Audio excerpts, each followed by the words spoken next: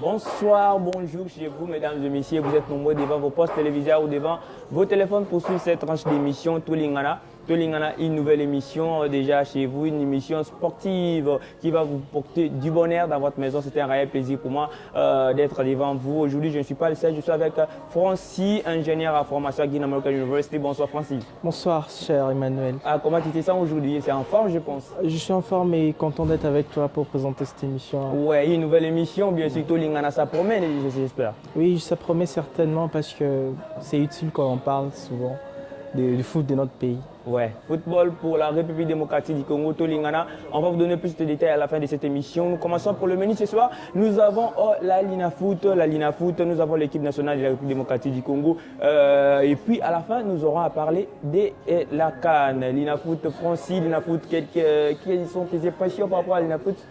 La Ligue elle est relevée actuellement parce que les cadors sont au niveau, même si sur le plan africaine, on n'a pas encore atteint le niveau qu'on devait atteindre normalement, mais je pense que tout ira bien dans les années à venir.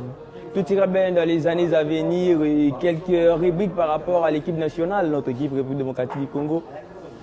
Oui, je crois que actuellement nous comptons parmi les nations qui ont le plus de talent qui peut permettre à ce que nous puissions un jour ou une année ravir cette coupe qui nous échappe depuis tant d'années. Et la CAN? Oui, cette CAN.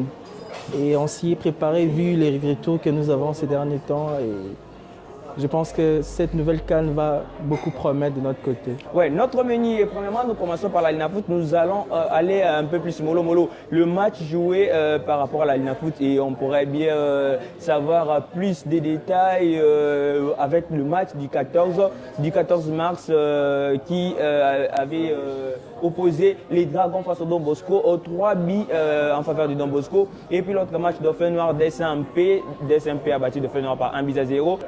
AS Maniema jouera Renaissance et puis AC Ranger jouera Groupe Bazano, Dauphin Noir jouera AS Vita Club et puis Lupopo jouera Lubumbashi Sport. Au classement pour la Lina Foot, nous avons Mazembe en tête, 23 matchs joués, 64 points. AS Vita Club qui est en deuxième position, 23 matchs joués, 62 points. Daring Club Motema Pembe, 24 matchs joués, 48 points. Et puis AS Maniema, 23 matchs joués, 44 points.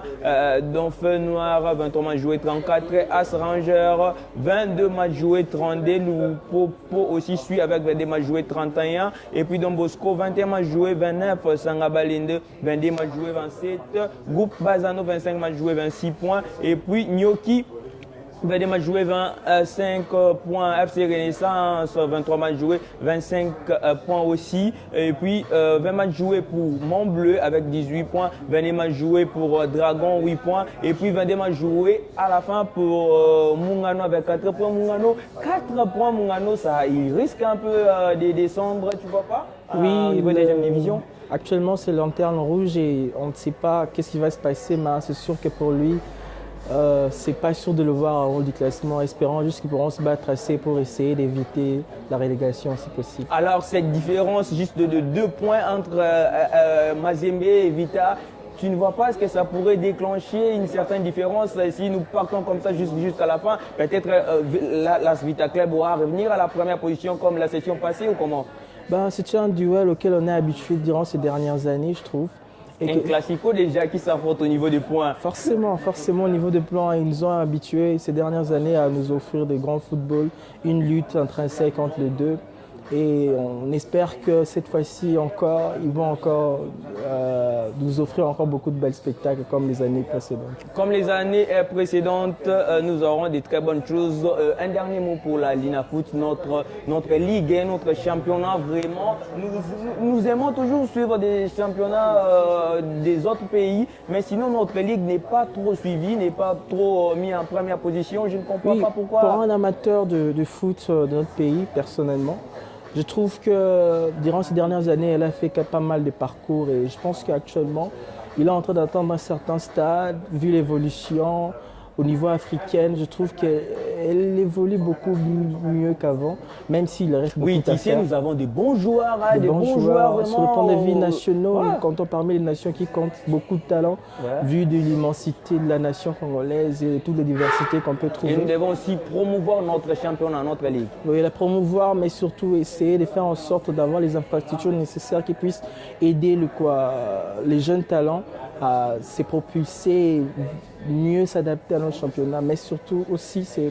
essayer de faire en sorte d'avoir les infrastructures nécessaires pour essayer de nous aider à rapidement nous développer et atteindre des niveaux escomptés. Développer le football en République démocratique du Congo. Nous passons à notre deuxième point aujourd'hui pour ce soir. Nous allons parler de l'équipe nationale, le Léopard de la République démocratique du Congo. N'oublions pas l'affiche du mois pour ce 24 mars 2019.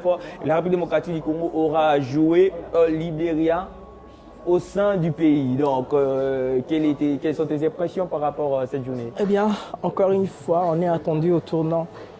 Après la défaite la dernière fois qui nous a laissé tant de peine, et je l'en espère vraiment. Bon, c'était pas une défaite, tu sais, 1 face au Congo, au Brazza, donc c'était pas une défaite. Bon, une défaite par rapport... Je parlais plus des désillusions de la dernière passation pour la Coupe du Monde. Donc, le Congolais a eu cette déception encore à cœur. Ok, face à la Tunisie, cette déception-là. Voilà. Ouais. Nous, même pas cette déception-là, mais il y en a encore eu d'autres face à Zimbabwe.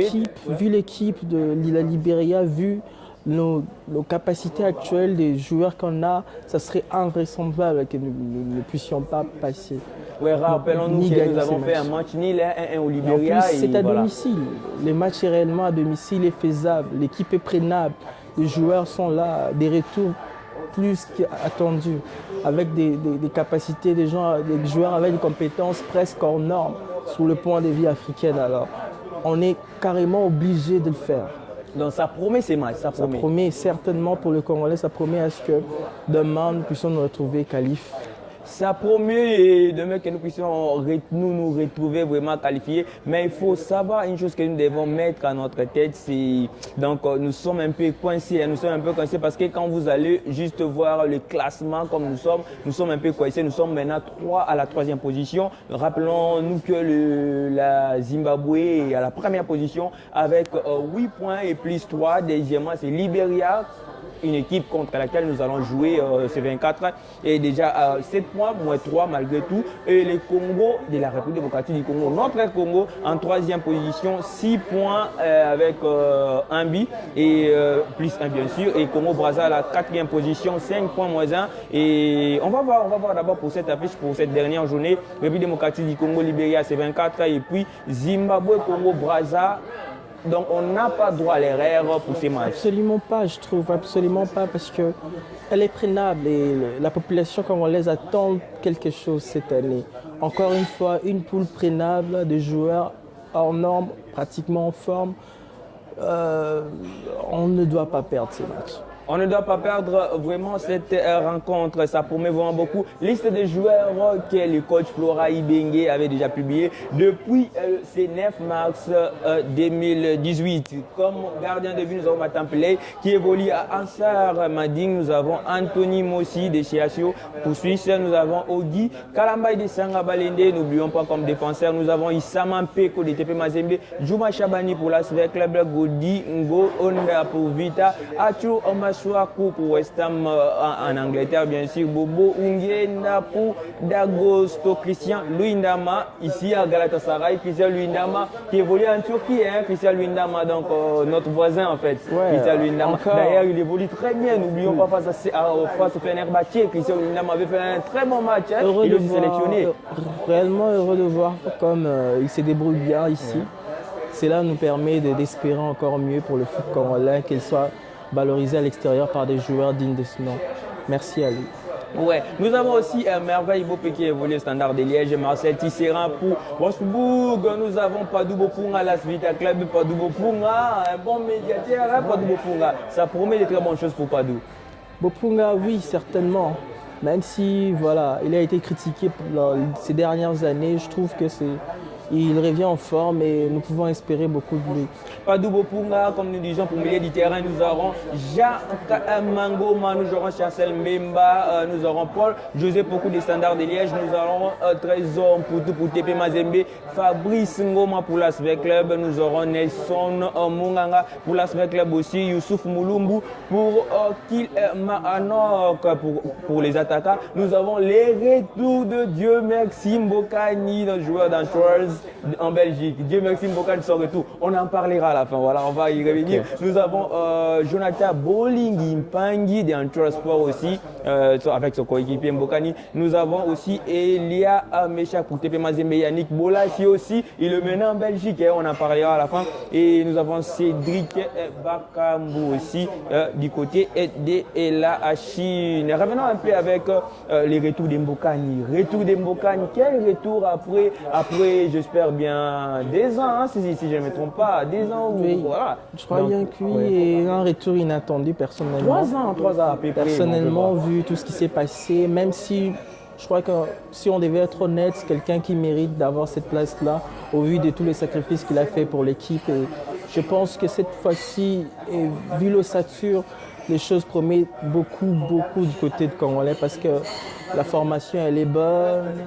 Je crois que les joueurs se connaissent mieux actuellement, vu à travers toutes les difficultés qu'ils ont passées ensemble. Je crois qu'actuellement, son retour était pour moi idéal pour l'honneur de l'équipe, idéal pour son honneur à lui, vu les sacrifices qu'il a consentis pour l'équipe nationale. Rappelons-nous face au Congo-Brazza en 2015, lors de la quart de finale, Mbokani avait fait un bon match avec un doublé. Ça a été vraiment une surprise pour nous, hein, parce qu'on jouait vraiment un match qui était trop serré. Encaisser 2 buts à la première mi-temps, c'était vraiment compliqué pour nous. Mais revenir avec un but de Mbokani, c'est lui-même qui avait même commencé avec ces buts-là. Bolas avec les ballons, il passe et puis il croise Mbokani marque. Donc tu vois vraiment, et puis les derniers buts, vraiment c'est encore lui, Mbokani. Donc il est un joueur vraiment qui est comme un renard à la surface. Oui, la réalité du football nous pousse à parfois regarder de travers certains faits, parce que ces joueurs-là beaucoup apporté à l'équipe nationale. Et là, il revient certainement en forme, avec certainement envie de beaucoup prouver encore. Mais surtout, moi je trouve qu'ils viennent compléter une équipe déjà assez haut et ainsi donner encore plus d'espérance pour le peuple congolais. Comme d'habitude, Mbokani donne plus d'espérance au peuple congolais, bien sûr. Voilà, c'était un peu ça, c'est que nous voulons parler pour notre équipe nationale pour ces matchs. Nous allons aussi parler de la CAF un peu, juste deux actualités. Voilà, le TP Mazembe déjà qualifié, le TP Mazembe qui vient de battre l'équipe de Constantine par 2-0. Malheureusement, une mauvaise nouvelle encore. Notre cher club de Las Vita a été éliminé aujourd'hui. Vraiment, Las Vita Club nous quitte cette Ligue des Champions. 2-0, il perd. Vraiment, c'est une déception. Hein, une déception mais voilà. Mais n'oublions pas que Las Vita Club a fait un bon parcours la saison dernière. Un bon parcours, encore une fois, vu que le club congolais échoue à la marche de la fin. Et nous espérons franchement qu'on trouve la faille nécessaire. Qu'est-ce qui bloque en fait les clubs congolais à ne pas évoluer pour atteindre les sommets qu'ils avaient l'habitude d'atteindre et surtout arracher cette coupe qui fut autant aux équipes nationales. Ouais, merci beaucoup Mazembe du groupe C qualifié avec 11 points. Constantine revient en deuxième position avec 10 points plus D et puis Club Africain 10 points plus D aussi en troisième position et puis Ismaili avec des points qui est déjà écarté. Et passons maintenant à la CAN Coupe d'Afrique des Nations. Cet événement qui arrive, si ça s'annonce vraiment très chaud, hein, la CAN. Tu as quelque chose à en dire?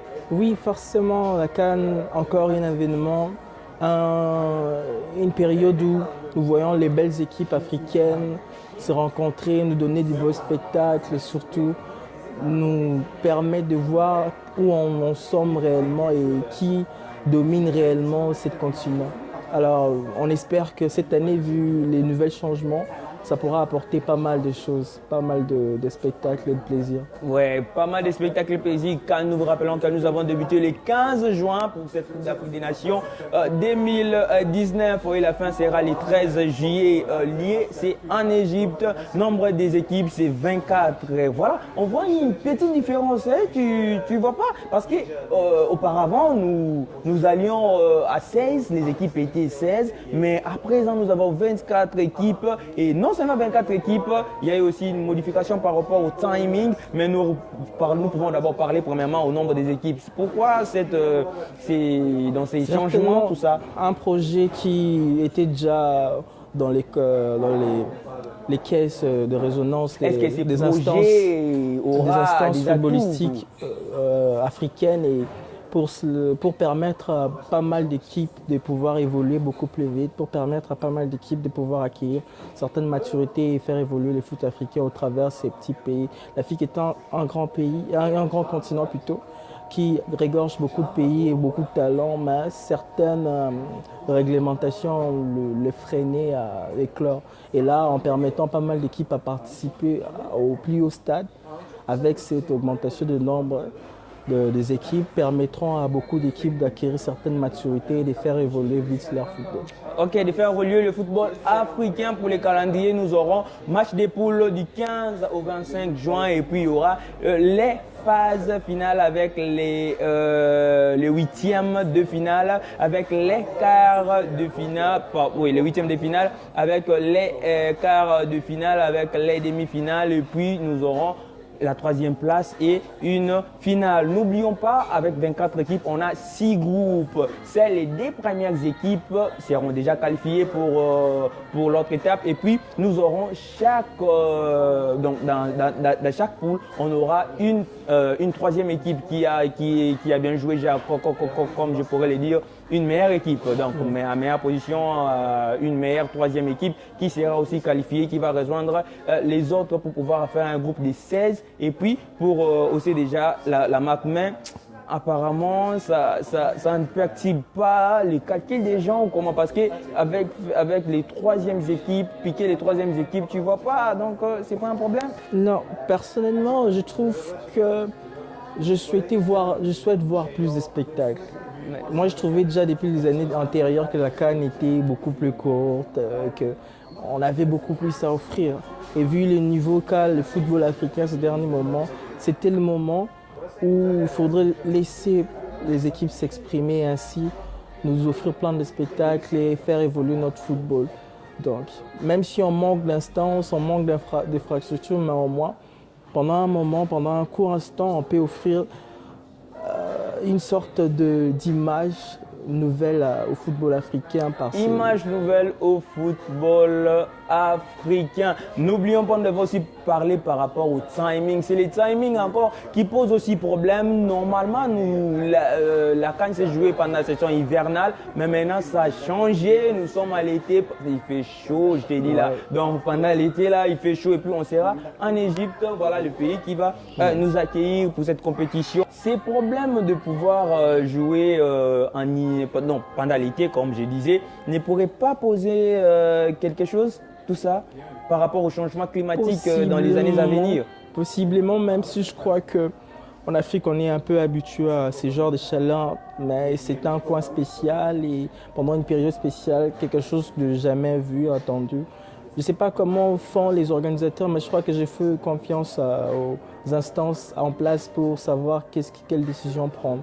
Pour l'instant, je crois que s'ils ont pris cette décision-là, c'est que après étude de faisabilité, ils ont compris que non, c'était possible. Tout ce que l'on veut, vu le retard qu'avait le Cameroun face à l'organisation, c'était en quelque sorte une sorte de... Est-ce que ça ne serait pas une opportunité pour permettre les joueurs africains évoluant à l'Europe de pouvoir aussi prendre part à cette compétition? En partie aussi, c'est cela, et en fait, régler aussi ces problèmes de difficultés qu'ont les footballeurs africains, des régionnés, l'équipe nationale, et ainsi de permettre à eux tous d'honorer leur contrat là-bas tout en honorant leurs équipes nationales, parce que quoi qu'il en soit, ils restent des fils du pays et on a besoin de là où il le faut. Mais penses-tu que dans le futur, nous allons revenir à une programmation hivernale habituelle ou comment? Particulièrement, je ne sais pas si ça arrange tout le monde, je doute fort. Tout dépendra du coin, vu que l'Afrique est multiculturelle et a plusieurs saisons, plusieurs parties et plusieurs différentes réalités dans chaque coin. Alors, je crois que ça dépendra du lieu où auront ces lieux. Par exemple, si ça se faisait par exemple en Afrique centrale, peu importe la saison, c'est faisable. Mais un peu plus au nord, ça peut être un peu compliqué pendant cette période-là. Compliqué pendant cette période, affiche du mois, République démocratique du Congo, Libéria, les Congolais sont derrière leur équipe nationale. Nous vous appelons, chers Congolais, vraiment de supporter notre équipe nationale pour ces matchs. C'est vraiment un match très important pour nous. Si nous essayons de perdre ces matchs, nous pouvons rater cette compétition. Une compétition qui se joue en été et au mois de juin, comme la Coupe du Monde, comme l'Euro et tout. Et nous sommes aussi appelés à y participer et vu que nous avons fait des très bons parcours pendant ces dernières années. En 2015, à 3e position, en 2017, au niveau de la quart de finale. Voilà, il y a eu quelques problèmes, mais nous espérons vraiment, pourquoi pas, remporter cette compétition. Nous sommes de cœur avec notre équipe nationale. Vraiment, soutenons notre équipe sur le plan financier ainsi que surtout, nous sommes là et nous devons être toujours là. Et pour rappel, pour conclure aujourd'hui, nous avons parlé de la Linafoot, nous avons parlé du classement et tout, et nous avons aussi parlé de la Ligue africaine de football, de la CAF bien sûr. Et maintenant, nous venons de parler bien sûr de la CAN, nous en avons aussi parlé. N'oublions pas le retour des grands monteurs de la République démocratique du Congo, Mbokani déjà, qui fait son retour au Bercail. Et puis, n'oublions pas aussi Bolassier qui était blessé pendant un longtemps. Maintenant, il revient encore rejoindre ses coéquipiers. Et aussi, Bolassier a changé de club, il était en Angleterre, maintenant il est au niveau de la Belgique avec 4 matchs joués, il avait déjà 3 buts et des passes décisives pour Bolassier. Ça promet vraiment beaucoup de choses, on attend voir de très bonnes choses au niveau de cette compétition africaine. Nous sommes arrivés à la fin de notre émission pour Today, comme rappel, nous venons de le faire et maintenant nous allons vous quitter. Mais avant de vous quitter, nous vous supplions et nous vous disons toujours de suivre cette tranche d'émission Tolingana qui vous met en actualité sportive pour la République démocratique du Congo ainsi que pour nos joueurs évoluant à l'étranger. Tolingana qui est une nouvelle chaîne déjà à votre portée. Juste partagez les liens, juste aimez et faites vraiment du bien pour cette chaîne. N'oubliez pas aussi que nous avons besoin de sponsors. Tous ceux qui nous suivent, vous êtes appelés aussi à nous soutenir sur tout le plan. Vous pouvez nous contacter plus 90 533 82 31 017. Plus 90 533 82 31 017 sur WhatsApp ou sur normal, même numéro. Je répète encore, plus 90 533 82 31 017. Voilà, merci. Vous étiez nombreux devant vos postes téléviseurs ou devant vos téléphones pour suivre cette tranche d'émission Tolingana aujourd'hui. J'étais avec Francis. Francis, ça a été un plaisir pour moi de partager et le plaisir est partagé, mon cher ami. Le plaisir est partagé et j'espère qu'on pourra se revoir pour des prochaines analyses et des prochaines réflexions sur le football. Voilà, n'oubliez pas, nous serons là les 23 pour vous faire voir ces matchs en live avec vous. Le match qui va opposer la République démocratique du Congo et notre très chère équipe libériane. Voilà, nous serons là et ça promet vraiment des très bonnes choses. Francis, vraiment, on va se quitter pour ce soir. Un dernier mot de salutation ou quoi?